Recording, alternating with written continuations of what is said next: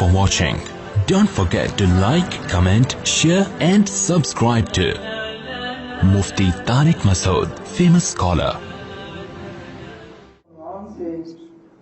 हमसे मुखातिब होंगे, आपको दावत खिताब इस दुआ के साथ देता हूँ कि अल्लाह जल्ला शानहू आपको हमेशा खैर की राहों का मुसाफिर रखे और हासिदीन के हसद से महफूज रखे।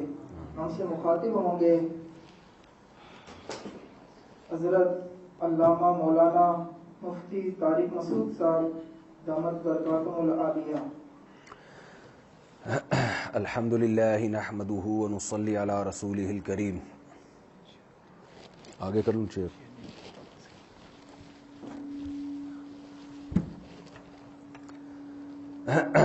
अल्हम्दुलिल्लाहि नहमदुहु व नुसल्ली अला रसूलिहिल करीम। इतने सीरियस माहौल में बयान होता नहीं है मेरा, तो ऐसा लग रहा है आप लोगों को बयान की ज़रूरत ही नहीं है। इतने नेक शरीफ। अभी अब्बासीन यूनिवर्सिटी में बयान था तो ये वहाँ के माहौल में यहाँ में बहुत फ़र्क नज़र आ रहा है। इस्लामिक यूनिवर्सिटी है ना, तो मुझे तो लग रहा है कि आप बयान करके मुझे कुछ समझाएं।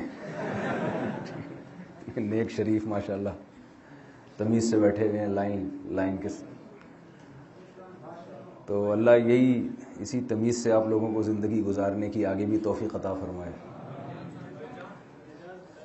अच्छा, मेरा बयान होगा मुख्तसर, आपको मैं सवालात का टाइम दूंगा ज़्यादा। तो मौलाना ने क्या नाम है, हज़रत मुफ्ती अब्दुल रहमान साहब ने विज़न पे मुझे पता चला बहुत अच्छा बयान किया है, तो मैं आपको सवालात का टाइम ज़्यादा दूंगा फिर, क्योंकि मेरा एक और बयान भी आगे ना, तो एक हो चुका है, फिर एक अभी, फिर एक और, तो इसलिए मैं कोशिश करूंगा आपको जो आपके दिल में सवालात हैं बहुत सारे, तो वो अभी आप सोच के रखें। इन्होंने फरमाया कि अल्लाह ताला मुफ्ती साहब को हासिदों के शर से बचाए, तो 3 शादियों की तरफ मेरा दिमाग चला गया। और तो हमारे अंदर कोई ऐसी बात है नहीं जिसमें हसद का खतरा हो भाई। कोई या तो बहुत ही कोई ऐसी बॉडी बिल्डर होते हैं हम, या कोई करोड़पति होते, ताजिर होते, तो ताजिरों की हसद खा जाती हमको। तो मैं सोच रहा था किस चीज़ पे हसद। इल्म तो बड़े बड़े उलमा मौजूद हैं, तो एक ही चीज़ रह गई है, उस पर मुझे डर लगता है कि कोई हसद का शिकार ना हो जाऊं। तो देखें, रक्षों के पीछे लिखा होता है जलो मत, जलो मत, और ये भी लिखा होता है कोई जल गया किसी ने दुआ दी। खैर, मुख्तसर बात अर्ज़ करूंगा आपके सामने। आप माशाल्लाह इस्लामिक यूनिवर्सिटी के स्टूडेंट्स हैं, सब एजुकेशन की फील्ड से सबका ताल्लुक़ है। आपको पता है इस्लाम में जो सबसे पहली आयत नाजिल हुई रसूलुल्लाह सल्लल्लाहु अलैहि वसल्लम पे, इक़रा बिस्मि रब्बिकल्लज़ी खलक़, खलक़ल इंसान मिन अलक़, इक़रा व रब्बुकल अकरमुल्लज़ी अल्लम बिल क़लम, अल्लमल इंसाना मा लम यअलम। कमाल की बात यह है कि हमारे पैगंबर सल्लल्लाहु अलैहि वसल्लम के हाथ मुबारक ने कभी अलिफ की लकीर भी नहीं खींची। दुनिया को पढ़ा के चले गए आप सल्लल्लाहु अलैहि वसल्लम को ये ताना दिया गया कि ये मजनून हैं, माअज़ल्लाह, दीवाने हैं। कुरान में अल्लाह ने कलम की कसम उठाई, वल क़लमी वमा यस्तुरून मा अंता बिनिअमति रब्बिका बिमजनून। कलम की कसम और उन तहरीरों की कसम जो कलम से लिखी जाती हैं, आप मजनून और दीवाने नहीं हैं। अल्लाह ने कलम की कसम क्यों उठाई? कसम जब अल्लाह उठाते हैं ना, तो इसका मतलब होता है कि ये भी गवाह है इस बात पर। जैसे वश्शम्सी वदुहाहा वल्क़मरी इज़ा तलाहा वन्नहारी इज़ा जल्लाहा वल्लैली इज़ा यग़शाहा वस्समाई वमा बनाहा वल्अर्ज़ि वमा तहाहा वनफ्सिन वमा सव्वाहा फ़अल्हमहा फ़ुजूरहा वतक़वाहा क़द अफ़लह मन ज़क्काहा वक़द ख़ाब मन दस्साहा। कुरान कस्में उठा रहा है सूरज की, ज़मीन की, आसमान की, ज़मीन की, दिन की, रात की, और इतनी सारी कस्में उठा के कुरान कह रहा है कि जिसने अपने आप को पाक कर लिया गुनाहों से वो कामयाब, اور جو اپنے آپ کو گناہوں سے پاک نہ کر سکا وہ برباد. تو یہ قسموں میں مناسبت کیا ہے کہ اللہ قسمیں اٹھا رہے ہیں زمین اور آسمان کی. یعنی اس دنیا کا جو نظام چل رہا ہے نا وہ اختلاف میں چل رہا ہے. دنیا ایک جیسی نہیں ہے. یا تو بلندیوں میں آپ جائیں تو بلندی سے بلندی آپ کو آسمان نظر آئے گا, پستیوں میں جائیں تو زمین ہے, اس سے نیچے تو نہیں جا سکتے نا. اندھیروں میں جائیں تو ایسے ایسے اندھیرے کہ ہاتھ کو ہاتھ سجائی نہ دے. روشنی جب ہوتی ہے تو کس قدر تیز روشنی ہوتی ہے جب سورج بلند ہوتا ہے. تو جیسے اس کائنات کے نظام ایک حالت میں نہیں رہتا تو انسانوں کی بھی دو قسمیں ہیں, ایک طرح کے انسان نہیں ہیں. جو لوگ مذہب کو نہیں مانتے, آخرت کے وجود پر یقین نہیں رکھتے, وہ کہتے ہیں انسان سارے ایک جیسے ہیں, اچھے اور برے نہیں ہوتے. آپ کہیں گے بھائی یہ کس قسم کی بات کر دی ہم نے. جو مذہب کو نہیں مانتے وہ بھی کہتے ہیں there are two types of human. انسان کی کتنی قسمیں؟ اچھا بولنا پڑے گا آپ کو نا. انسان کی کتنی قسمیں؟ کچھ نائس پرسن ہوتے ہیں, کچھ بیڈ ہوتے ہیں, ویری بیڈ. کہتے ہیں نا بہت گندا آدمی ہے, ویری نائس, بہت اچھا آدمی ہے. تو انسان کی انگریزوں کے ہاں کتنی قسمیں ہیں؟ دو, حالانکہ وہ تو آخرت کو نہیں مانتے. تو اس پہ اللہ کو اتنی قسمیں اٹھانے کی کیا ضرورت ہے؟ سورج کی قسم, چاند کی قسم, رات کی قسم, دن کی قسم, آسمان کی قسم, زمین کی قسم. انسان کی دو قسمیں, ایک کامیاب اور ایک ناکام, ایک اچھا اور ایک برا. من زکاہا سے اچھا, من دساہا سے برا مراد ہے. تو اتنی قسمیں اٹھانے کی کیا ضرورت ہے بھائی؟ کل میں کہیں جا رہا تھا تو کسی نے قوالی لگا دی, عزیز میاں قوال کی قوالی. تو میں قوالی سنتا نہیں ہوں لیکن اس کے چند اشعار میں نے سنے. اس میں وہ عزیز میاں قوال نے قسمیں اٹھائیں, اتنی قسمیں, پتہ نہیں کیا کیا, کوہ طور کی قسم, تورات کی قسم, فلانے کی قسم. وہ قوالی ہے پرانے زمانے کی. 20 قسمیں اٹھا کے ہم نے کہا پتہ نہیں کیا جواب آئے گا نا قسم کا. تو درجنوں قسموں کے بعد جواب یہ تھا میں شرابی. کوہ طور کی قسم اور پتہ نہیں کیا کیا قسمیں, مجھے تو یاد بھی نہیں وہ. تو میں نے ان سے کہا آرام سے بتا دیتا بھائی میں شرابی ہوں. اس میں اتنی ٹینشن کی کیا ضرورت ہے؟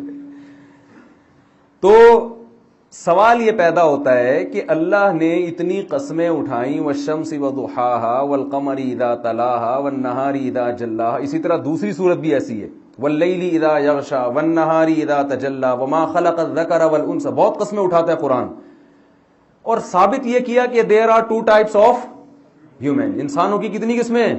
اچھے اور برے. تو بھائی یہ تو ویسے ہی سب کو پتا ہے انسان دو قسم کے ہوتے ہیں, ایک اچھا اور ایک برا. تو انگریز بھی کہتا ہے جو قرآن کو نہیں مانتا, جو آخرت کو نہیں مانتا. اصل بات یہ ہے کہ جو لوگ آخرت کو نہیں مانتے وہ جب اچھے کو اچھا کہتے ہیں نا تو اس کے ساتھ وہ سلوک نہیں کرتے جو اچھے کے ساتھ ہونا چاہیے. وہ جب برے کو برا کہتے ہیں تو اس کو وہ درجہ نہیں دیتے جو برے کو ملنا چاہیے. جب آپ نے یہ بات مان لی کہ مر کے ہم مٹی ہو کے ختم ہو جاتے ہیں تو اچھے کو اچھا بننے کا کوئی فائدہ نہیں اور برے کو برا بننے کا کوئی فائدہ نہیں. نتیجے کے لحاظ سے, رزلٹ کے لحاظ سے سب کیا ہو جاتے ہیں؟ سیم. آپ لاکھوں انسانوں کو قتل کرو, اتنا بڑا جرم کرو, اس کے بعد بھی آپ نے مر کے مٹی ہو کے ختم ہو جانا ہے. اور آپ کروڑوں انسانوں کا پیٹ بھرو, اپنا پیٹ کاٹ کے, مرنے کے بعد آپ کی قبر میں اور قاتل کی قبر میں کوئی فرق نہیں ہوگا. جتنے کیڑے اس لاش پہ اتنے ہی کیڑے اس لاش پہ, اس کے بعد دوبارہ زندگی نہیں ہے. تو ایسا اچھے کا کیا فائدہ بھائی؟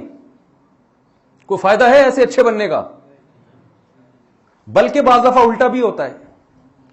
جو ظلم کرتا ہے اس کا ظلم چھپا ہوتا ہے, لوگ اس کو زیادہ عزت دے دیتے ہیں.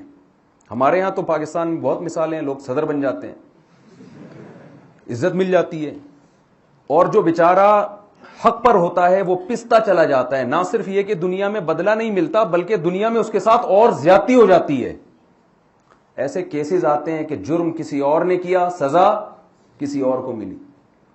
تو قرآن کہہ رہا ہے کہ جیسے اس کائنات کے نظام میں اختلاف ہے, بہت زیادہ تبدیلی ہے, تو انسان بھی ایک جیسے نہیں ہے. جو کامیاب ہوگا نا وہ قد افلح, بہت بڑا کامیاب ہوگا وہ.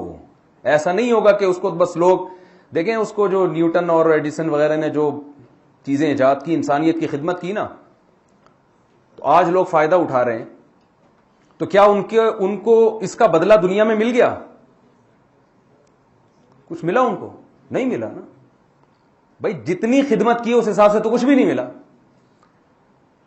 وہ الگ بات ہے کہ آخرت میں نجات کے لیے ایمان شرط ہے، ابھی وہ میرا ٹاپک نہیں ہے، وہ پھر لوگ اشکال کرتے ہیں نا، اتنی خدمت کی پھر بھی جنت میں کیوں نہیں بھیج رہے آپ اس کو، نیوٹن کو، تو وہ ابھی ٹاپک نہیں ہے میرا، وہ سوال میں آپ پوچھ سکتے ہیں بعد میں۔ تو قرآن کہہ رہا ہے یہ قسمیں اٹھا کے کہ انسان کی بھی کتنی قسمیں ہیں؟ دو، یا تو بہت بڑی کامیابی یا بہت بڑی ناکامی، مرنے کے بعد سب ایک جیسے نہیں ہو جاتے۔ تو میں یہ قرآن کی قسمیں سمجھانے کے لیے میں نے یہ مثال دی ہے۔ تو قرآن قسم اٹھا رہا ہے قلم کی اور ان تحریروں کی جو قلم کے ذریعے لکھی جاتی ہیں۔ قرآن کہہ رہا ہے کہ قلم اور تحریریں اس بات پر گواہ ہیں کہ محمد صلی اللہ علیہ وسلم مجنون نہیں ہے۔ حالانکہ جس وقت یہ آیت نازل ہوئی مکہ میں، اس وقت قلم کا بھی اتنا کوئی رواج تھا نہیں، بہت کم لوگ، 4 6 8 10 لوگ ہوں گے پورے مکہ میں جو لکھنا جانتے تھے، اور وہ لکھتے بھی کیا، کبھی کبھار کوئی شعر لکھ دیا کرتے ہوں گے، بہت کم لکھنے کا رواج تھا۔ اس وقت قرآن کہہ رہا ہے قلم اور اس کی تحریریں گواہ ہیں کہ محمد صلی اللہ علیہ وسلم مجنون نہیں ہیں، اور آج قلم واقعی اس بات کی گواہی دے رہا ہے، اور تحریریں دیکھیے، کسی مجنون کی بات کو اتنا پروٹوکول نہیں دیا جاتا جتنا محمد صلی اللہ علیہ وسلم کی شخصیت اور آپ کی باتوں کو اہمیت دی گئی ہے۔ دنیا میں کسی کی سیرت پر اتنا کچھ نہیں لکھا گیا جتنا محمد صلی اللہ علیہ وسلم کی سیرت پہ لکھا گیا ہے۔ دنیا میں کسی کی بات کو اتنے اہتمام سے نہیں محفوظ کیا گیا جتنے اہتمام سے محمد صلی اللہ علیہ وسلم کی بات، پوری سندیں چلتی ہیں حدیث میں، حدثنی فلان قال حدثنی فلان قال حدثنی فلان کان النبی صلی اللہ علیہ وسلم افلج الثنیتین۔ اتنی سی بات محدث بیان کر رہے ہیں کہ نبی صلی اللہ علیہ وسلم کی 2 دانتوں کے درمیان خلا تھا۔ آپ کسی کی شخصیت کو ڈسکس کر رہے ہیں، صرف اس کے دانت کی بناوٹ بیان کر رہے ہیں، آپ آگے اس کے احکامات کیا ہیں، اس نے آرڈر کیا دیے، یہ تو زیادہ اہمیت ہے نا اس کی۔ کسی کی شخصیت میں جب آپ اس کی سوانح حیات لکھتے ہیں تو اس کی بظاہر کوئی ویلیو نہیں ہوتی کہ اس کے دانت کیسے تھے، زیادہ بیان کر دیں کہ بھئی بڑے اجلے دانت تھے، یہی ہوگا نا۔ صحابی رسول یہ بیان کر رہے ہیں کہ رسول اللہ صلی اللہ علیہ وسلم کے دانتوں کے درمیان کیا تھا؟ سامنے کے دانتوں کے درمیان خلا تھا۔ اب اگر میں آپ سے کہوں کہ نبی کے آپ صلی اللہ علیہ وسلم 1400 سال پہلے دنیا میں آئے اور آپ کے دانتوں کے درمیان خلا تھا، تو یہ بات ایسا ہی نہیں مان لی جائے گی، اس کی سند پیش کریں آپ۔ امام ترمذی سند لے کر آتے ہیں، حدثنی فلان، مجھ سے فلاں نے، مجھ سے فلاں نے، مجھ سے فلاں نے، مجھ سے فلاں نے، ان سے فلاں نے، انہوں نے صحابی سے اور صحابی نے رسول اللہ صلی اللہ علیہ وسلم کے بارے میں یہ بیان کیا۔ اتنی سی بات کو محفوظ رکھنے کے لیے سندوں کا سلسلہ چلتا ہے، پھر ان سندوں کے راویوں پہ کتابیں لکھی گئی ہیں، سیر اعلام النبلاء علامہ ذہبی کی، ایک راوی کا آپ کو اس میں تذکرہ ملے گا، یہ راوی کس سن میں پیدا ہوا، کس سن میں اس کا انتقال ہوا، جو نبی کے بارے میں صرف ایک بات بیان کر رہے ہیں کہ آپ کے دونوں دانتوں کے درمیان کیا تھا؟ خلا۔ اس راوی کا پھر کی ملاقات بھی اپنے اس راوی سے ثابت تھی جس سے وہ نقل کر رہے ہیں۔ پھر ان کے بارے میں محدثین کا تبصرہ کیا ہے، کذاب ہے، ثقہ ہے، قابل اعتماد ہے یا نہیں، ان کے مشائخ کون کون ہیں جن سے انہوں نے علم حاصل کیا، اور کون کون ان کے شاگرد ہیں جو ان سے حدیثیں لیتے ہیں، مجہول یا مستور تو نہیں ہے۔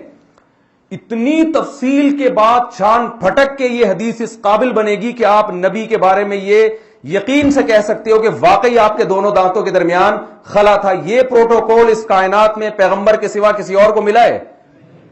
تو جس قلم نے یہ سند لکھی ہے اور جس کتابوں میں حدیث کی یہ سند لکھی گئی ہے، وہ قلم اور اس کی لکھی ہوئی یہ تحریر اور وہ کتابیں گواہی دے رہی ہیں کہ محمد صلی اللہ علیہ وسلم مجنون نہیں تھے۔ کسی مجنون کو اتنا پروٹوکول نہیں ملتا، اس کی تو تعلیمات ایسی ہوتی ہیں جو سمجھ سے والا تر ہوتی ہیں۔ تو اللہ تعالیٰ نے ہمیں ایک ایسے پیغمبر سے جوڑا ہے جن کی تعلیمات آج بھی اسی طرح محفوظ ہیں جس طرح 1400 سال پہلے تھی. آپ صلی اللہ علیہ وسلم چلتے کیسے تھے, کھاتے کیا تھے, آپ کے سر میں کتنے بال سفید تھے. یہ تو وہ چیزیں جن کا شریعت سے براہ راست تعلق نہیں ہے, اور جن کا شریعت سے براہ راست تعلق ہے وہ کس قدر محفوظ ہیں. یو ایس اے سے خاتون کا فون آیا کہ میں چاہتی ہوں کہ مرنے سے پہلے وراثت کی جو وصیت ہے میں کر کے جاؤں, کیونکہ یہاں امریکہ کا لا ہے, قانون ہے کہ اگر کوئی شخص مر گیا تو اس کی وراثت وارثوں میں ڈیوائیڈ, بولنے پر پابندی ہے گورنمنٹ, ڈیوائیڈ نہیں ہوتی. البتہ آپ اگر پہلے سے وصیت کر دیں تو وہ آپ کی وصیت کے مطابق. تو انہوں نے کہا میں لکھوانا چاہتی ہوں وصیت, اور لائر سے پھر میں اس کو ایک قانونی حیثیت دلوا کے, تاکہ ایک قانون کا حصہ بن جائے. وہ مجھ سے انہوں نے پوچھا جی میرے یہ وارث ہیں, یہ یوں ہیں, فلانا ہے. مجھے یہ تو پتا تھا شوہر تو مر ہی گئے ہوں گے, کیونکہ ہوتا یہ ہے کہ 99% شوہروں کے پہلے مرنے کا ریشو ہمارے ہاں چل رہا ہے. واللہ عالم اس کی کیا وجوہات ہوتی ہیں. اب آپ سوچو جو 3 یا 4 کرے گا وہ کتنے پہلے مرے گا, جو 1 کرے گا وہ جلدی مرتا ہے. ایک اکثر میں دلچسپ واقعہ لوگوں کو سناتا ہوں. ایک خاتون آئی, ایک صاحب آئے اپنی والدہ کو لے کے. ماں کا بڑا حق ہوتا ہے, لیکن وہ بیچاری تھوڑی سی ذرا زیادہ سختی کر رہی تھی اولاد پر, تو مجھے اپنی والدہ کو لائے کہ ان کو سمجھائیں آپ, میری والدہ ہیں یہ بہت زیادہ اولاد پہ سختی کر رہی ہیں, بہت زیادہ ذرا زبان والدہ کی تیز ہے, تو تھوڑا سا سمجھا دیں. تو والدہ کو لائے تو اب وہ بولے جا رہی ہیں, مجھے بولنے ہی نہیں دے رہی. مجھے اندازہ ہو گیا ان کے شوہر کا انا للہ ہو چکا ہوگا, کیونکہ اگر میں مزید آدھا گھنٹہ بیٹھ گیا تو میں ڈپریشن سے مر جاؤں گا, تو ان کے شوہر کیسے برداشت کر رہے ہوں گے. تو میں نے ویسے ہی, مجھے یقین تھا کہ شوہر مر چکے ہوں گے اب تک, میں نے ویسے ہی پوچھ لیا آپ کے شوہر کا انتقال کب ہوا. تو انہوں نے یا یہ پوچھا کہ انتقال ہوا, انہوں نے کہا وہ تو 10 سال پہلے مر گئے تھے. میں نے آہستہ سے بولا تاکہ ان کو سنائی نہ دے, میں نے کہا پھر بھی بہت برداشت کر لیا, 10 سال گزار لیے, بولے جا رہی ہیں نا. تو میں نے ان سے کہا, میں نے پورا وراثت کا وہ بنا کے دے دیا, بھائی فلاں کو اتنا, فلاں کو اتنا, جو بھی شریعت کا حکم ہے. تو انہوں نے کہا ہم نے لائر سے پوچھا, لائر نے کہا یہ تو بڑا خاندانی سسٹم ہے, یہ بہترین, بیٹی کو آدھی وراثت دی گئی ہے, بیٹے کو دگنی. اس پہ لوگ اعتراض کرتے ہیں, حالانکہ اسلام نے بیٹے پہ جو ذمہ داریاں مالی ڈالی ہیں نا, جب وہ نکاح کرے گا تو بیوی کی تمام تر ذمہ داری کس پر ہوگی, شوہر پر ہوگی. اور جب لڑکی نکاح کرے گی کروڑوں روپے کی بھی مالک ہو, ایک دھیلا بھی اس پر لازم نہیں ہے کہ اپنی اولاد یا اپنے شوہر پہ خرچ کرے. تو اس کو شریعت اگر 1 لاکھ روپے دے رہی ہے تو وہ محفوظ کر رہی ہے, اور بیٹے کو 2 لاکھ دے رہی ہے تو خرچ کروا رہی ہے اس سے. نتیجے کے لحاظ سے عورت ہی کو فائدہ ہے اس میں. اور ان کے پاس کوئی سسٹم ہے وراثت کا, کتوں کے نام وراثت ہو جاتی ہے. یعنی اتنی ترقی کرنے کے بعد بھی ایسا وراثت کا سسٹم نہیں لا سکے جو اسلام کے مقابلے میں آ کے کھڑا ہو, ابھی تک نہیں لا سکے. ایک ایک نظام کو دیکھو نا آپ, اسلام کے نکاح کے نظام کو دیکھو, طلاق کے نظام کو دیکھو, وراثت کے نظام کو دیکھو, کاروبار کے نظام کو دیکھو, عبادت کے سسٹم کو دیکھیں آپ. کوئی جیسا ہمارا عبادت کا نظام ہے دنیا میں کسی کے پاس ہے یہ نظام؟ میں تو لوگوں کو مثالیں دیتا ہوں کہ میں غیر مسلموں کے بھی عبادت گاہوں میں گیا ہوں, نہ ان کی اذانیں سمجھ میں آتی ہیں, نہ ان کی عبادت سمجھ میں آتی ہے. پھر جو عبادت وہ کر رہے ہیں اس کی ان کے پاس کوئی دلیل نہیں ہے کہ یہ وہی ہے جو ہمارے مذہبی رہنما نے بتائی تھی, کوئی دلیل نہیں ہے. ہمارے پاس جب کتاب الوضو سے ہم شروع کرتے ہیں, قرآن میں آیتیں موجود ہیں, اذا قمتم الى الصلاة فاغسلوا وجوہکم وایدیکم الى المرافق. 1400 سال پہلے وضو کا جو طریقہ قرآن میں نازل ہوا وہ آج تک ایز اٹ از موجود ہے. لاکھوں لوگ, کروڑوں لوگ سن رہے ہیں, پڑھ رہے ہیں, اس میں ذرہ برابر تبدیلی نہیں ہوئی ہے. زکوٰۃ کا نظام, رمضان کی جب یہ آیتیں نازل ہوئی, شہر فمن شہید منکم الشہر فلیصم, جو رمضان کا مہینہ پائے گا وہ روزے رکھے گا. جب یہ آیتیں نازل ہوئی اس وقت سے لے کے ایک رمضان بھی 1400 سال میں ایسا نہیں آیا جب مسلمانوں نے رمضان کو چھوڑا ہو. عیسائیوں سے پوچھیں, 99% عیسائیوں کو نہیں پتا ہمارے روزے کب ہوتے ہیں, یہودیوں کو نہیں پتا ہمارے روزے کب ہوتے ہیں. تو عبادت کا نظام دیا, ایسا نظام کہ اس سے بہتر نظام ہو نہیں سکتا. معاملات کا نظام دیا. معاملات میں دو قسمیں. ایک معاملات وہ ہوتے ہیں جن کو کاروباری لین دین کہا جاتا ہے. آپ کو پتا ہے کہ اسلامک فائننس تو آپ نے دنیا میں سنی ہوگی. یہودی فائننس, عیسائی فائننس, ہندو فائننس سنی آپ نے کوئی؟ میرے خیال ہے بعض لوگوں نے سنی ہے, شاید کوئی سنی آپ نے؟ نہیں ہے ہی نہیں, کچھ ہے ہی نہیں ان کے پاس. اسلامک فائننس باقاعدہ پڑھائی جاتی ہے. اسلام کس طریقے سے انویسٹمنٹ کی آپ کو اجازت دیتا ہے, کیا حکام ہے اس کے. یہ اسلامک فائننس کا نظام پیش کس نے کیا؟ محمد صلی اللہ علیہ وسلم نے, اور بہت سادہ طریقے سے پیش کیا ہے, بہت سادہ. پھر فقہاء اس کی تفصیل بیان کرتے کرتے یونیورسٹیوں میں پورے نصاب بن چکے ہیں اب اس پہ. معاملات میں کاروباری لین دین, پھر انسانوں کے انسانوں سے ریلیشن. غیر مسلموں کے ہاں ریلیشن بس RELATION تک رہ گیا ہے. وہ اسپیلنگ یاد کرا دیتے ہیں. ریلیشن ان کے ہاں کسٹمر کے ساتھ تو ہے کاروباری, یہاں تک کہ ٹیچر اور اسٹوڈنٹ کا جو ریلیشن ہے نا وہ بھی ختم ہو گیا ہے. یعنی باپ اور بیٹے کا تو دور کی بات. بھائی آہستہ آہستہ ریلیشن ختم ہوتا ہے نا, تو ہوتے ہوتے ہوتے ہوتے ایک ریلیشن رہ گیا, گرل فرینڈ اور بوائے فرینڈ. بس یہ ہوس سے شروع ہو کے کہاں ختم ہوتا ہے؟ ہوس پہ. اور کوئی ریلیشن نہیں ہے. لوگ مجھے بہت تعریفیں کرتے ہیں, یار گورے اتنے اچھے. میں نے کہ اتنے اچھے ہیں تو باپ کو اوڑھا اس میں کیوں جمع کراتے ہو بھائی؟ یار سب سے پہلے تو انسان اپنے باپ کے ساتھ اچھا ہوتا ہے, دوستوں کے ساتھ, کسٹمر کے ساتھ تو بعد میں. یہ ایئر ہوسٹس کے اخلاق ہیں. دیکھو ایک محلے میں آپ کے ہاں کوئی خاتون رہتی ہوں, کوئی بھی چھڑے تھپڑ مار دیتی ہوں وہ نا کھینچ کے, آپ کو لگے گا بڑی بد اخلاق ہے. لیکن جب آپ ایئر ہوسٹس سے تھوڑا سی بدتمیزی بھی کرتے ہو تو ایکسکیوز می کر کے پتلی گلی سے بولو نا بھائی, نکل جاتے. تو آپ کو کیا خیال ہے کہ ایئر ہوسٹس کے اخلاق اچھے ہوتے ہیں؟ بھائی یہ پروفیشنل یعنی پروفیشن ہے, اس کو مسکرانے کے پیسے ملتے ہیں, تنخواہ ملتی ہے.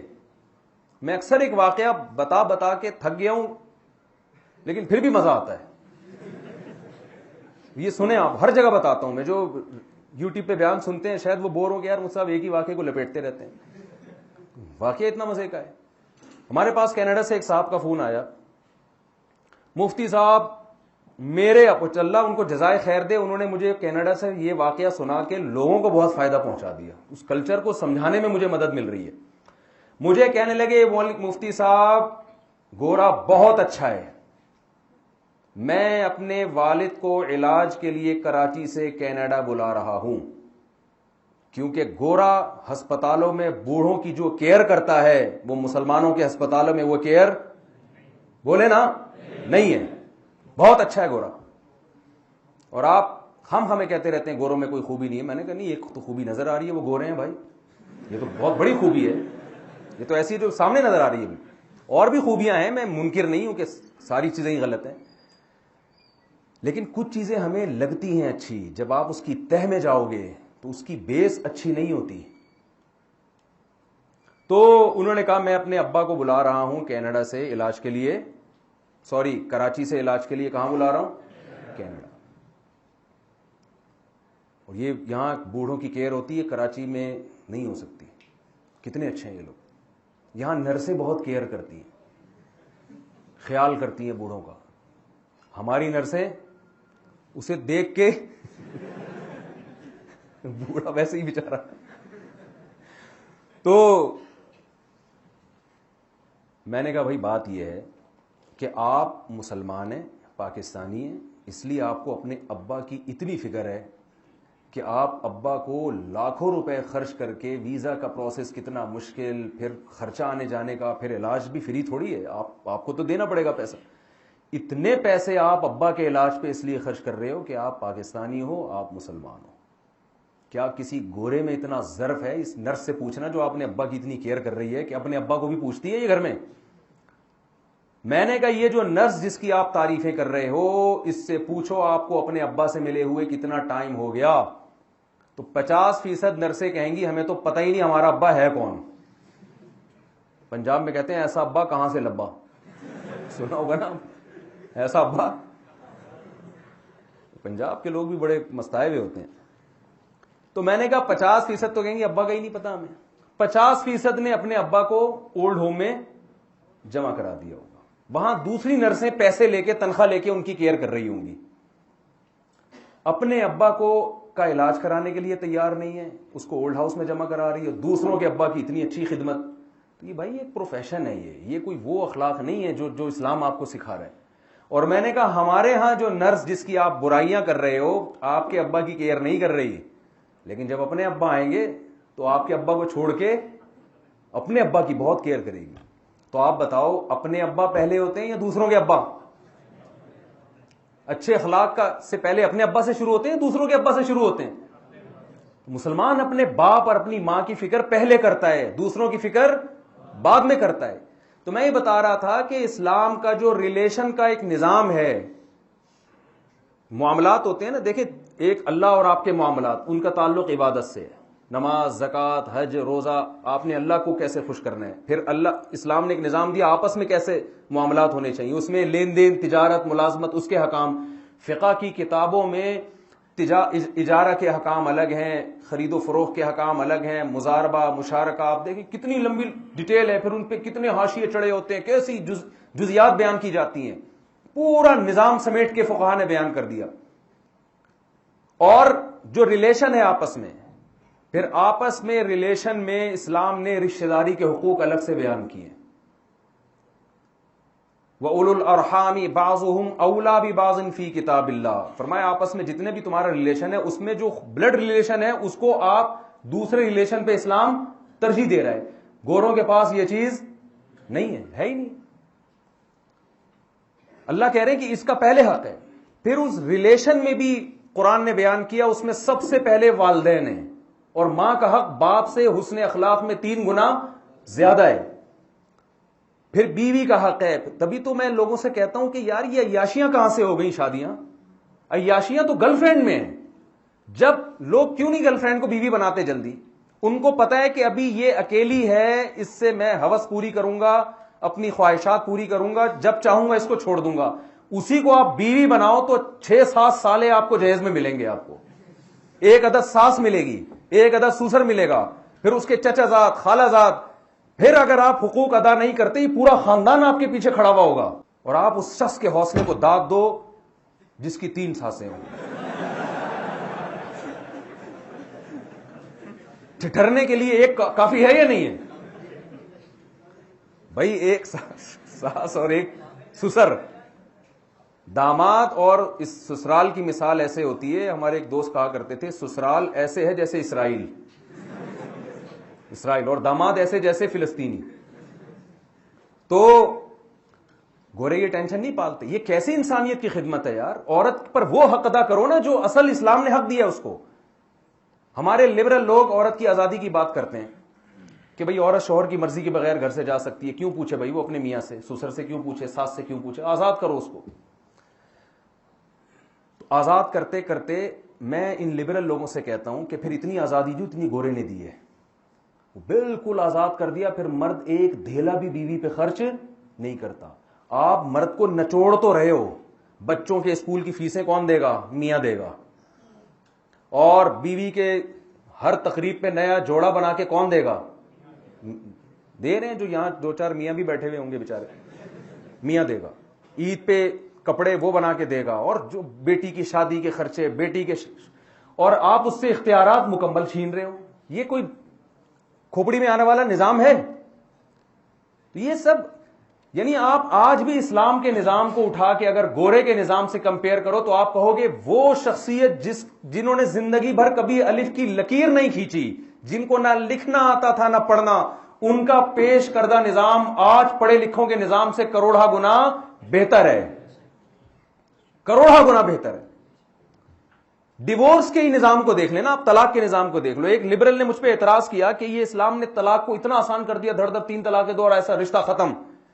یہ تو بڑا بظاہر ایک غلط نظام ہے. میں نے کہا مجھے ایک بات بتاؤ, ٹھیک ہے مانتا ہوں اسلام میں میاں بیوی کے رشتے کو ختم کرنا سب سے آسان ہے. یہی اعتراض ہوا نا کہ اتنا اچھا رشتہ ہے, ختم کی 3 الفاظ سے ہو جاتا ہے. یہی اعتراض ہوا نا. اور انگریزوں کے ہاں اس ریلیشن کو ختم کرنا بہت مشکل. انگریز کھڑے کھڑے 25 دفعہ بھی ڈیورس بول دے گا, نہیں ہوگی, کورٹ میں جانا پڑے گا اس کو.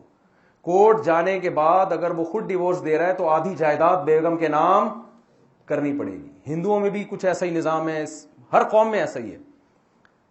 اول نظر میں لگے گا کہ یہ بہت عجیب نظام ہے نا اسلام کا, بظاہر صحیح نہیں ہے, لیکن میں نے کہا مجھے یہ بتاؤ ڈیورس ریشو دنیا میں سب سے کم کس قوم میں ہے؟ یہ رپورٹ ہے, پوری دنیا میں سب سے کامیاب شادیاں مسلمانوں میں ہوتی ہیں. نکاح کا ریشو بھی زیادہ اور ڈیورس کا ریشو نکاح کا ریشو مسلمانوں میں سب سے زیادہ, ڈیورس کا ریشو مسلمانوں میں سب سے کم, حالانکہ ڈیورس مسلمانوں میں سب سے آسان. میں نے کہا اس سے معلوم ہوتا ہے کہ کوئی اس نظام میں خوبی ہے جس کی وجہ سے طلاق آسان ہونے کے باوجود مشکل, اور کوئی اس نظام میں برائی ہے کہ مشکل ہونے کے باوجود آسان. بات آ رہی ہے سمجھ میں؟ کوئی ہے اس نظام میں خرابی. یورپ میں انہوں نے کیا کیا, ڈیورس کو مشکل بنا دیا کہ بھئی مشکل سے دینی پڑے گی, بیگم سے جان چھوٹے گی تو آسانی سے نہیں چھوٹے گی. اس کا نتیجہ یہ نکلا کہ بھئی بیگم کی ٹینشن لینے کی ضرورت ہی نہیں ہے. پھر کیا خیال ہے, جب ایک آدمی کو پتا ہو کہ میں رسک پر ہوں گا, یہ عورت جو مرضی میرے ساتھ کر لے, میرے پاس چھوڑنے کا آپشن ہے ہی نہیں, تو وہ کرے گا کیوں اس سے شادی؟ انہوں نے یہ نظام بنایا تھا ڈیورس کو مشکل تاکہ فیملی سسٹم مضبوط رہے, طلاقیں کم ہوں. اس کا نتیجہ یہ نکلا کہ نکاح ہونا ہی کم ہو گئے. دوسری بات, جو نکاح ہوئے سوال پیدا ہوتا ہے اس میں تو ڈیورس مشکل ہے نا, پھر ڈیورس کا ریشو کیوں زیادہ ہے؟ ڈیورس ماہر ہیں, اور حضرت نے بھی ان کی تعریفیں کی. ان کی کتاب ہے, کیا نام ہے اس کا, آسان فقہ المعاملات, اس پہ حضرت مفتی تقی عثمانی صاحب نے بھی اس کی بہت تعریف کی. بہت ہی خاندانی کتاب ہے. آپ کو اسلام کا اگر فائنانس کا سسٹم سمجھنا ہو تو وہ کتاب ضرور پڑھیں آپ. تو ایسے بڑے بڑے حضرات موجود ہیں. تو یہ ان تمام کی نسبت ہوتی ہے ایک ایسے پیغمبر کی طرف جو ایک ایسے ماحول میں پیدا ہوئے جہاں شعر و شاعری کے علاوہ ان کا تحریروں سے کوئی تعلق نہیں تھا. شاعری تھی بس.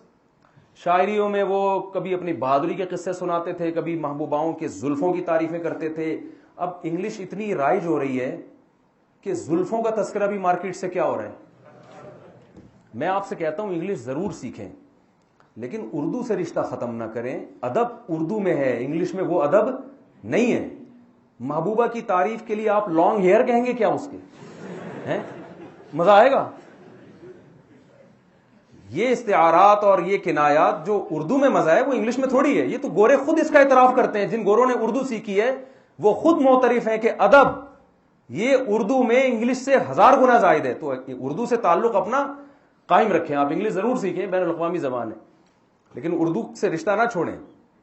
یورپ میں جو جا رہے ہیں, امریکہ میں جا رہے ہیں, اپنے بچوں کو اردو نہیں سکھا رہے. میں کہتا ہوں بھائی اردو سے رشتہ ختم ہونے کا مطلب تمہارا اپنے کلچر سے رشتہ ختم. انگریز کے بچے پیدا ہوں گے, آپ کہیں گے یار اچھا پہلے سے پڑھے لکھے پیدا ہوں. آپ یہ کہیں گے کہ بھائی انگریز کے بچے پیدا ہوں گے تو ہم تو یہاں انگریز بنانا چاہ رہے, پیدائشی انگریز ہو تو سبحان اللہ بہت خطرناک ہو جائے گا انگریز کا بچہ پیدا ہو گیا. کیونکہ وہاں سے کالز آتی ہیں جن کے بچے یہاں کے ماحول کے عادی نہیں ہیں, تو وہ کیا, سب کی بات نہیں کر رہا, بہت اچھے بھی ہیں, بہت صحیح ہے, وہاں جا کے زیادہ اچھے ہو جاتے ہیں, لیکن حالات بہت خراب ہیں. وہ ایک غیرت کا قصہ میں سناتا ہوں. ایک گورے نے کسی سے کہا کہ میں بڑا غیرت مند ہوں. اس نے کہا کہ یار انگریز غیرت مند ہو سکتا ہے بھائی, کوئی بھی غیرت مند ہو سکتا ہے. کیسے غیرت؟ اس نے کہا یار میری بیٹی پارک میں کسی کے ساتھ بیٹھی ہوئی تھی, مجھے بہت غیرت آئی. اس نے کہا کیا بھائی تو نے؟ کہہ رہے میں نے کہا اس دفعہ تو برداشت کر لیا, آج کے بعد برداشت. اب وہ پاکستانی تھا یہاں کا. اس نے کہا چلو یار. پھر کیا ہوا؟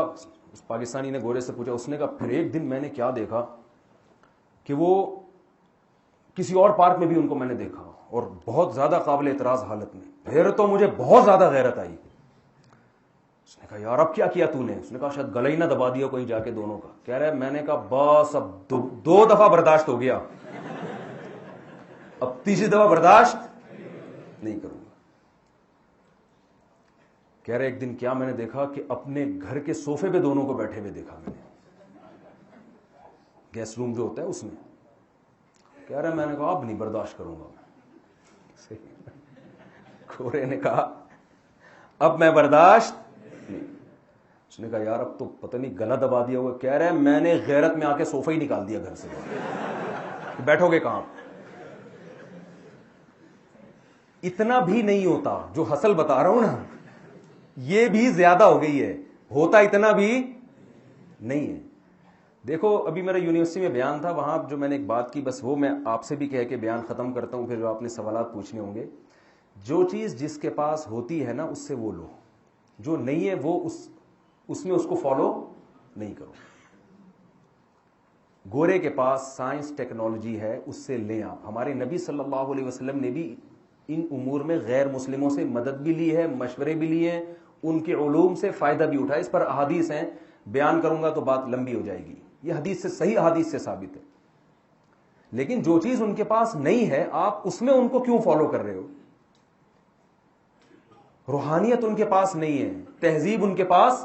دیکھیں تہذیب سوٹ ٹائی کو نہیں کہتے.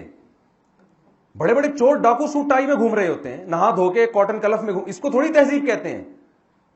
تہذیب میں سب سے پہلے یہ ہے کہ آپ پیدا کرنے والے کا حق پہچانو, اور جس کا آپ پر جتنا بڑا احسان ہے اس کا حق پہچانو. سب سے پہلا حق اللہ کا ہے اور اس کے بعد آپ کے والدین کا ہے. تبھی قرآن میں جہاں اللہ والدین کا تذکرہ ہے نا, ہمیشہ اللہ کے بعد ہے, ہمیشہ اللہ کے. وَقَضَىٰ رَبُّكَ أَلَّا تَعْبُدُوا إِلَّا إِيَّاهُ وَبِالْوَالِدَيْنِ إِحْسَانًا. اور اس دونوں کے لیے بہت تاکید کے صیغے قرآن نے استعمال کیے ہیں. قضا کا لفظ, کبھی وصیت کا لفظ استعمال کیا. میں اگر ڈاکٹر عبد القدیر خان اللہ ان کی مغفرت فرمائے ان کے پاس چلا جاؤں اور اپنی گاڑی لے کے کہ آپ میری گاڑی کا انجن ٹھیک کر دیں, ڈاکٹر صاحب کہیں گے بھائی مجھ سے کیوں ٹھیک کروا. میں کہوں گا آپ اتنے پڑھے لکھے, آپ نے ایٹمی دھماکہ کیا, آپ میری گاڑی نہیں ٹھیک کر سکتے.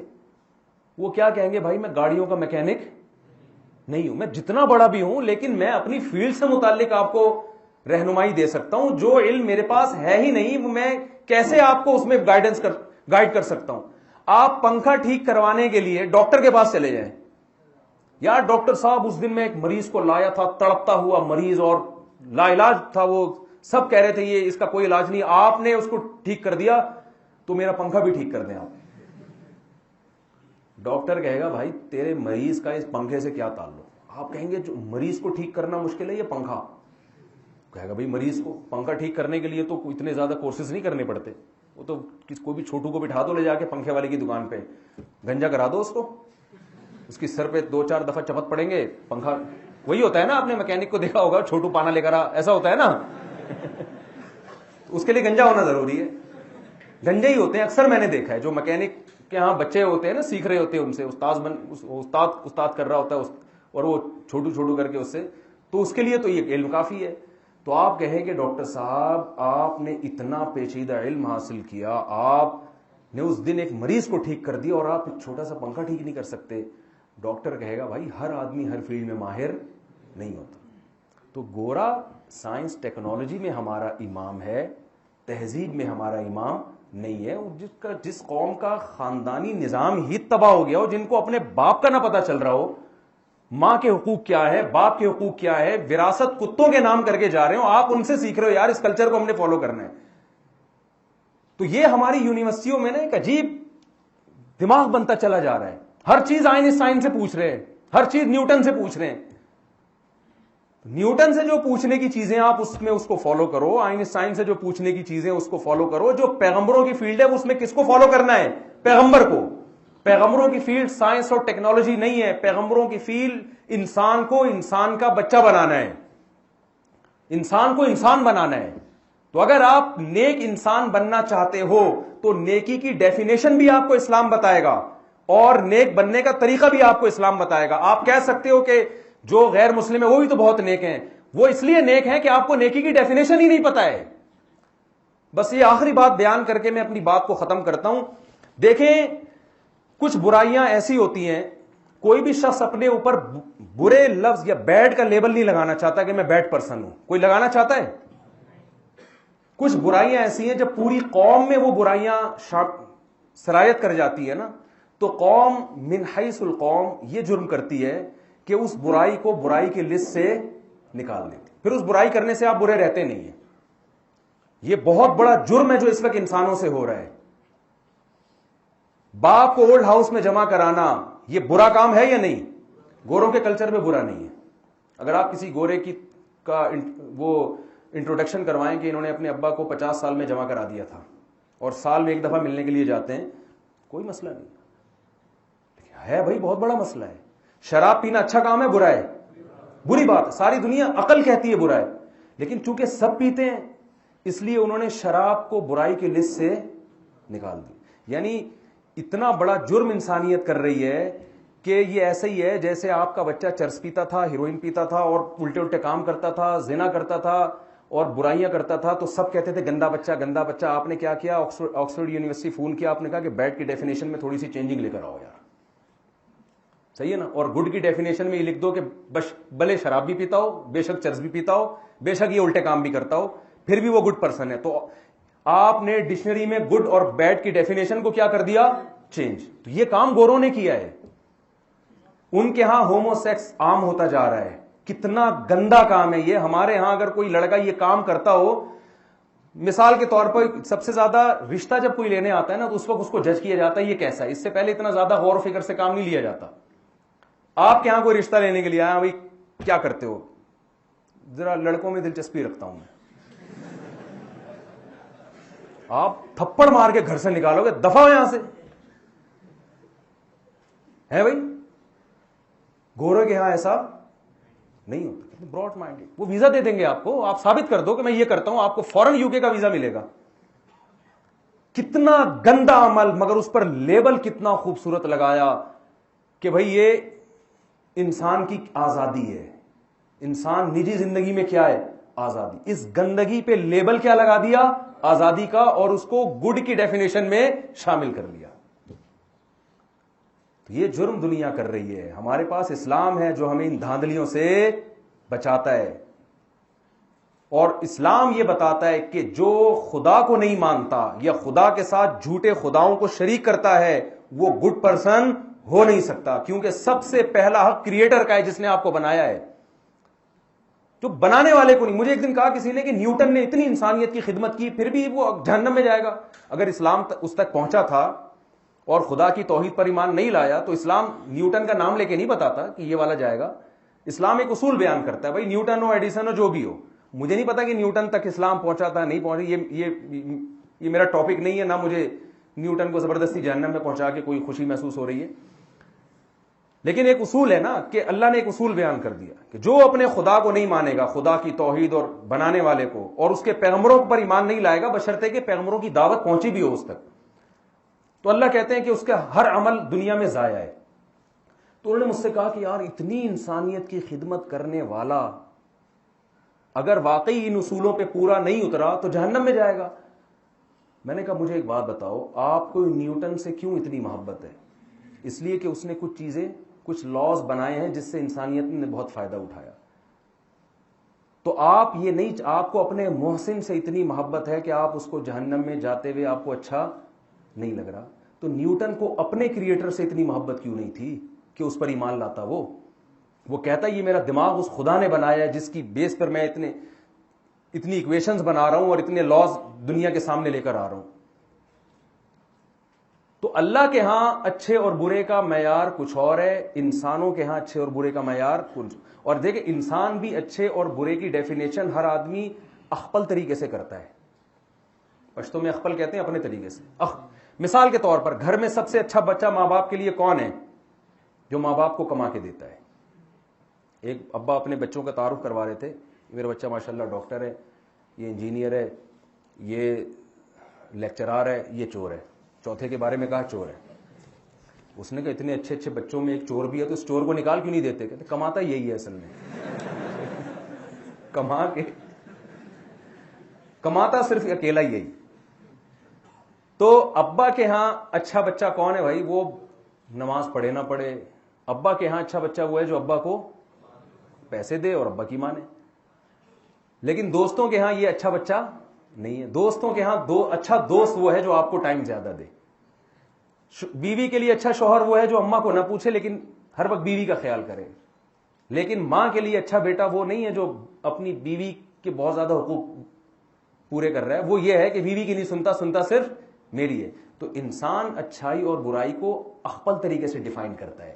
تو اگر ہم اچھے اور برے کا معیار اور کرائٹیریا انسانوں سے پوچھیں گے تو there are a lot of types of itches and breeze. چلاتے ہیں ہم بھی, انگلش بھی بولتے ہیں, درمیان میں چلا دیتے ہیں. تو بہت زیادہ قسمیں بن جائیں گی, کوئی ایک معیار نہیں ہے. کینیڈا کا معیار الگ ہے, یو کے کا الگ ہے, پاکستان کا الگ ہے, سعودیہ کا الگ ہے. سعودیہ میں سعودی ہونا اچھا ہے, سعودی نہیں ہو تو بات اچھے ہو ہی نہیں آپ. وہاں اچھائی برائی کا سب کی بات نہیں کر رہا, جو ان کی جو میرا یوٹیوب پہ بیان نہیں سنیں گے. تو اگر آپ سعودی ہیں تو بہت زیادہ عزت ہے آپ کی, بہت اچھے ہیں آپ. اگر آپ سعودی نہیں ہیں, غریب ملک سے آئے ہیں, پاکستانی ہیں, عجیب سے آدمی ہیں آپ, کیا کر رہے ہیں, ٹھیک ہے نا. تو اللہ نے جو معیار بیان کیا نا اچھائی برائی کا, آج اس جیسا معیار بھی دنیا میں کوئی بیان نہیں کر سکتا. وہ ایک نظر سے سب کو دیکھتا ہے. تو اسلام نے کتنا بڑا احسان کیا, اور محمد صلی اللہ علیہ وسلم نے کتنا بڑا احسان کیا. اچھائی اور برائی کو ڈیفائن بھی کر دیا, اور یہ بھی بتا دیا کہ اس اچھائی پہ ملے گا کیا تمہیں, اور اس برائی پہ سزا کیا ملے گی, اور اس پہ چلنے کا طریقہ بھی بتا دیا. یہ اس آیت کا مطلب ہے والقلم وما یسطرون ما انت بنعمت ربک بمجنون. تو آپ سب یہاں پر طلبہ ہیں, آپ نے کل ملک کی باغ ڈور آپ کے ہاتھ میں آئے گی. اپنے نظریوں کو بھی درست کرنے کی کوشش کریں. آج یونیورسٹیوں میں ایتھیزم بہت تیزی سے پھیل رہا ہے, الحاد بہت تیزی سے پھیل رہا ہے, اسلام پہ اعتراضات, اور معلوم نہیں کیا کیا ہو رہا ہے.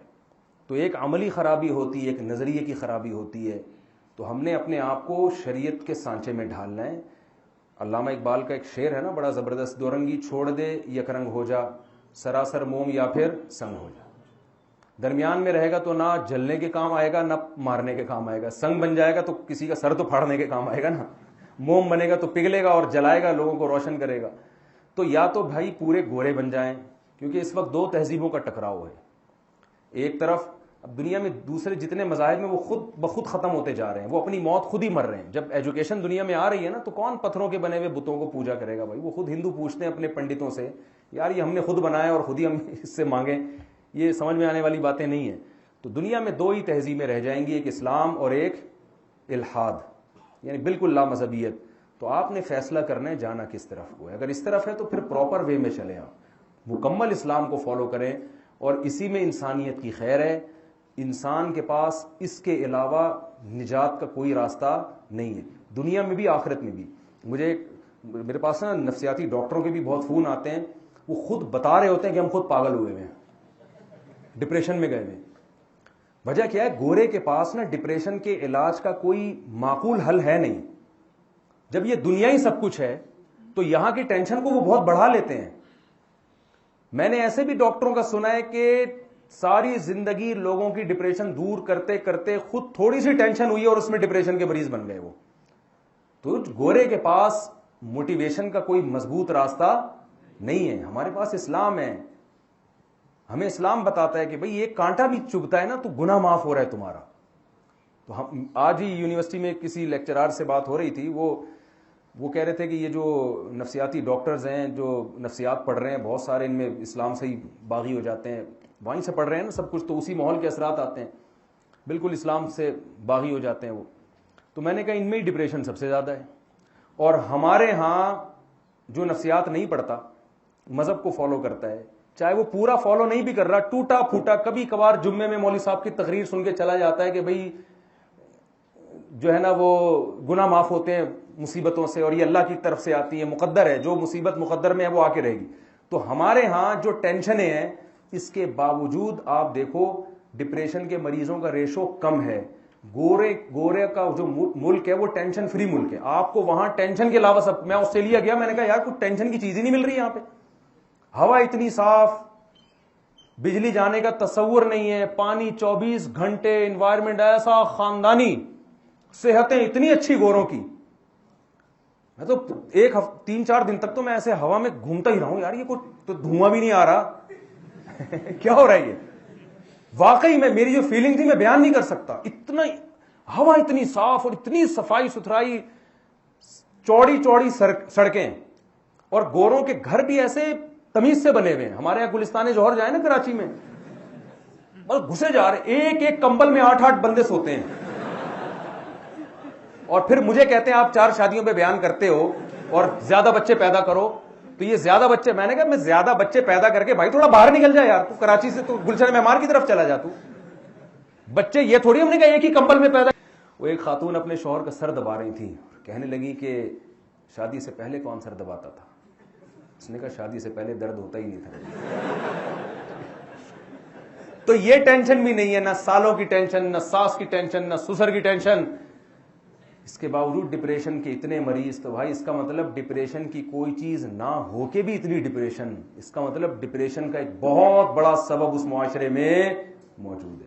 اور ہمارے یہاں اتنی ساری ڈپریشن کی چیزیں ہوتے ہوئے بھی ڈپریشن کے مریضوں کا کم ہونا، اور وہ بھی زیادہ تر وہ جو مذہب کو فالو نہیں کرتے. اس کا مطلب کوئی ایسی خوبی ہے جو اتنی خامیوں پہ بھاری ہے، وہ خوبی اسلام ہے. تو اپنے نظریات کو بھی درست کریں اور ایک طرف کو ہو جائیں. کلچر کو بھی میں جلدی شادیوں کا قائل ہوں، اس لیے کہ ہم بھی اسی طرف جا رہے ہیں. باتیں تو بہت کر رہے ہیں، اور گوروں کا جو کلچر ہو گیا نا، اگر یہ دیر سے شادیوں کا رواج ختم نہیں ہو تو ہمارا اینڈ بھی وہی ہوگا جو گوروں کا ہے. تو میں اس لیے اتنا زیادہ نکاح کو پروموٹ کرتا ہوں. بھائی اپنے کلچر کو بچاؤ. بھائی یہ سارے رشتے نکاح کے بعد وجود میں آتے ہیں. چچا خالہ، گدھے کے کوئی نہیں ہوتا، نہ ماموں نہ خالہ نہ چچا نہ پھپھا نہ تایا. کچھ ہوتا ہے گدھے کا، کیونکہ گدھے کا باپ نہیں ہوتا. اور باپ کیوں نہیں ہوتا؟ شادی نہیں کرتا وہ. تو یہی ہو جائے گا. گرل فرینڈ کا کلچر ہمارے معاشرے میں پھیل رہا ہے. یہ نہ کریں. آپ 4 شادیاں کریں، اور اس میں کوئی وہ نہیں ہے، کسی سے پوچھیں نہیں. اس میں آپ لوگ کہتے ہیں نا کہ وہ فلانا، بھائی اللہ نے آپ کو اجازت دی ہے یہ، ورنہ یہ کلچر برباد ہو جائے گا. اس کو سوچنے کی ضرورت ہے، اس پہ بیٹھنے کی ضرورت ہے، غور کرنے کی ضرورت ہے. بہت بربادی آنے والی ہے مستقبل میں. تو اللہ تعالیٰ سے دعا ہے جو کچھ کہا سنا اس میں جو غلطی ہوئی اللہ معاف فرمائے، اور جو صحیح بات ہوئی اللہ ہم سب کو اس پر عمل کرنے کی توفیق عطا فرمائے. 10 منٹ ہیں، آپ میں سے کوئی سوال پوچھنا چاہیں تو پوچھ سکتے ہیں. جی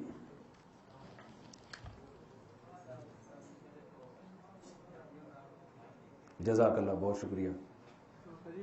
یہ ماسک اتار کے سوال پوچھ لیں یار.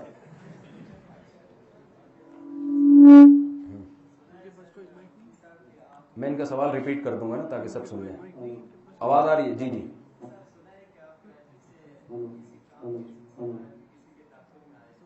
جی اچھا آگے چلیں. چلیے. نہیں، میں جہلم جو گیا تھا تو جہلم صرف ایک ہی کام کے لیے گیا تھا. وہ کام نمٹا کے واپس کراچی چلا گیا تھا. اس کے بعد میرا یہ نیا سفر ہے دوبارہ. جہلم شیر شاہ سوری کے دور میں فتح ہوا تھا، اور دوسرا 3-4 دن پہلے فتح ہوا ہے. جی ذرا اسپیڈ بڑھا لیں سوال کی نا، بہت سے لوگ ہیں.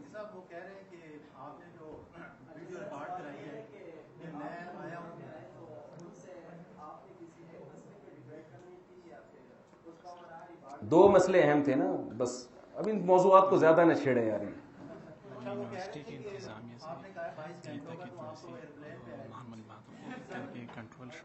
اچھا اچھا ٹھیک ہے ٹھیک ہے. جی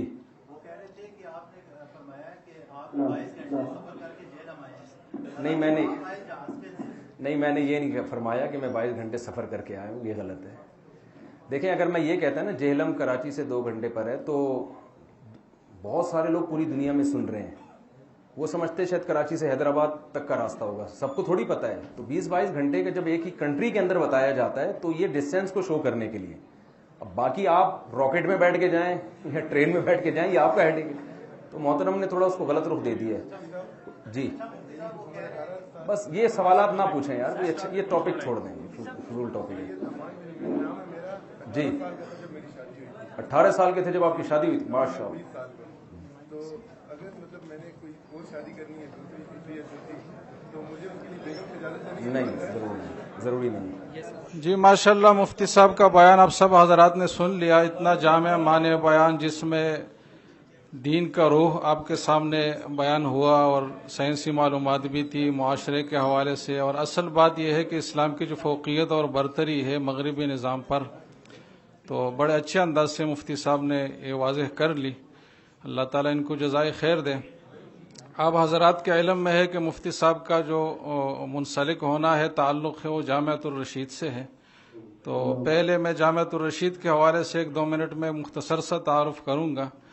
جامعۃ الرشید ایک دینی تعلیمی ادارہ ہے اور اپنی نوعیت کے ایک منفرد تعلیمی ادارہ ہے، جس کی تاسیس آج سے تقریباً 25 سال پہلے جس کی سنگ بنیاد رکھی گئی، اور اس کے بعد انہوں نے اپنا جو اصل ویژن اور مشن بنایا تو وہ یہی بات تھی، جیسے کہ مفتی صاحب نے فرمایا کہ ہم انگریز کو جو فالو کریں گے ہر چیز میں نہیں، جس چیز میں وہ ماہر ہے اور جس چیز میں ہمارا نقصان نہیں ہے۔ انگریز اس خطے میں جب آیا تو اس نے جو سب سے بڑا ایک نقصان دہ کام کیا اور اس خطے کو دور رس نتائج تک جو نقصان پہنچایا انگریز نے، تو وہ یہی تھا کہ اس نے نظام تعلیم میں ایک رخنہ ڈال دیا کہ مسٹر اور ملا کی تفریق اس نے شروع کر لی، اور 2 نظام تعلیم بن گئے ہندوستان میں۔ ایک طرف دینی نظام تعلیم جس میں دنیاوی نظام کا کوئی امتزاج نہیں تھا، اور دوسری طرف دنیاوی یونیورسٹیاں تھی جس میں دینی تعلیم کا کوئی عنصر نہیں تھا، تو ایک طرفہ نظام چل رہا تھا دونوں طرف۔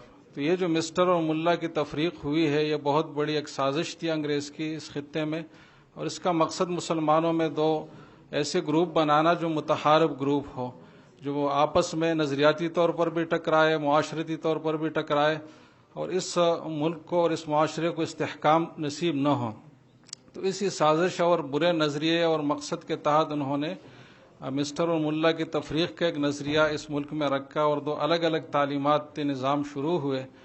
تو جامعۃ الرشید کا بنیادی مقصد یہ ہے کہ یہ جو تفریق ہے اس کو ختم کیا جائے اور ایک بریجنگ کا کردار بیچ میں ادا کی جائے، اور اصل وہ نظام تعلیم اپنایا جائے جو کہ ہمارے سلف کا اور ہمارے ماضی کی تاریخ کا حصہ ہے، جس میں دونوں نظام تعلیم ایک ہی چھت کے نیچے ہوا کرتے تھے۔ تو چنانچہ جامعۃ الرشید نے یہی کیا کہ دینی اور دنیاوی تعلیم کا ایک حسین امتزاج پیش کیا، اور الحمدللہ بہت ایک آئیڈیل سسٹم رہا، بہت سارے مدارس نے ان کو فالو کیا اور مزید بھی فالو کر رہے ہیں۔ تو یہی جامعۃ الرشید کی ایک بنیادی خصوصیت ہے۔ تو آپ حضرات جب بھی کراچی تشریف لائے تو ایک وزٹ جامعۃ الرشید کا ضرور کریں تاکہ آپ کو نظام تعلیم کا پتہ ہو۔ ابھی تو جامعۃ الرشید نے ایک بورڈ کا بھی اعلان کیا ہے، مجموع العلوم الاسلامیہ کے نام سے ایک تعلیمی بورڈ کا، جس میں ایسے ایک جامعہ نصاب کے تحت اپنا ادارہ بھی تشکیل دیں گے اور دوسرے مدارس کا الحاق بھی کریں گے۔ تو یہ تو جامعہ کے حوالے سے ایک مختصر سا تعارف تھا۔ باقی جو اسلامک بینکنگ کے حوالے سے سوال ہے تو اس کا جواب یہ ہے کہ اصل میں اوریجن کو دیکھا جاتا ہے، جڑ کو دیکھا جاتا ہے۔ آپ کو اگر میں کچھ پیسے قرض پر دیتا ہوں اور اس قرض پر ایک مشروط نفع آپ سے لیتا ہوں تو اس کو سود کہا جاتا ہے۔ شریعہ میں سود کی ڈیفینیشن یہی ہے کہ قرض پر مشروط اضافہ۔ تو جو کنونشنل بینک ہے اس میں اصل معاملہ قرض ہی کا ہوتا ہے۔ آپ جب ڈپازیٹر کے طور پر جاتے ہیں اور بینک میں پیسے جمع کرتے ہیں تو آپ بینک کو قرض دیتے ہیں، اور اس قرض پر ایک طے شدہ نفع بینک آپ کو دیتا ہے۔ اس طریقے سے بینک اپنے آگے کے جو کسٹمر ہے ان کو جب پیسے دیتا ہے، خواہ وہ جس بھی مقصد کے لیے لے، لیکن بینک کے پاس ایک ہی موڈ ہے اور وہ ہے قرض کا۔ تو قرض کے طور پر پیسے دیے جاتے ہیں اور اس پر ایک مشروط نفع وہاں سے لیا جاتا ہے۔ اسلامک بینک میں یہ اوریجن جو ہے عقد کا، معاملے کا، کنٹریکٹ کا، اس کو الگ کیا جاتا ہے دونوں طرف، یعنی کریڈٹ سائٹ پر بھی، ڈیبٹ سائٹ پر بھی۔ جب آپ بینک میں پیسے جمع کرنے جاتے ہیں فائنانس کرنے کے لیے، ڈپازٹ کرنے کے لیے، تو آپ کا بینک کے ساتھ ایک شرعیہ ایگریمنٹ ہوتا ہے مضاربہ کے نام سے، جس میں یہ بات ہوتی ہے کہ آپ دونوں ایک مشترک کاروباری سرگرمی کریں گے، آپ کی طرف سے پیسہ ہوگا اور بینک کی طرف سے محنت ہوگی، آپ رب المال ہوں گے، بینک مضارب ہوگا۔ تو یہ ایک بنیادی معاملہ آپ کے بیچ میں ہوتا ہے۔ اس میں آپ کا جو پیسہ ہے وہ بینک کے پاس بطور قرض نہیں ہوتا، بینک اس پیسے کی کوئی ذمہ داری بھی نہیں لیتا۔ اگر کوئی رسک ہو تو وہ آپ کو برداشت کرنا پڑے گا۔ یہ الگ بات ہے کہ رسک مینجمنٹ کے تحت بینک نے بھی اس کے انتظامات کیے ہیں، لیکن اصولی لحاظ سے وہ رسک آپ کا ہے، اور آپ کا جو پیسہ ہے بینک آگے حقیقی کاروبار میں لگاتا ہے، اور اس حقیقی کاروبار میں لگانے کے لیے بھی 14-15 بڑے بڑے طریقے ہیں، وہ بھی شریعہ کمپلائنٹ ہے۔ اس میں مختلف طریقے، ہر جگہ الگ الگ طریقے اختیار کیے جاتے ہیں، تو اس طریقوں سے آگے بینک پیسہ لگاتا ہے، تو وہاں سے جو نفع آتا ہے وہ مضاربت کے اصول کے تحت تقسیم ہوتا ہے۔ تو جب اوریجن ہی الگ ہو گیا، وہاں قرض کا معاملہ تو یہاں مضاربت کا ہے، تو باقی جو سملیرٹیز ہے، ظاہری طور پر یکسانیت ہے، اس سے کوئی چیز جائز ناجائز نہیں ہوتی۔ اصل معاملہ جب الگ ہو گیا تو وہ حرام ہے اور یہ جائز ہے۔ باقی اس کی تفصیلات بہت زیادہ ہے کہ جو تفصیل ہے کہ کس وقت میں بینک اجارہ کا معاملہ کرتا ہے، کیا شرائط ہے، کس وقت میں مرابحہ کا کرتا ہے، کیا شرائط ہے، تو وہ پھر الگ سے تفصیلی وہ ہے، لیکن جب اوریجن الگ الگ ہو گیا تو حکم بھی الگ الگ ہوگا۔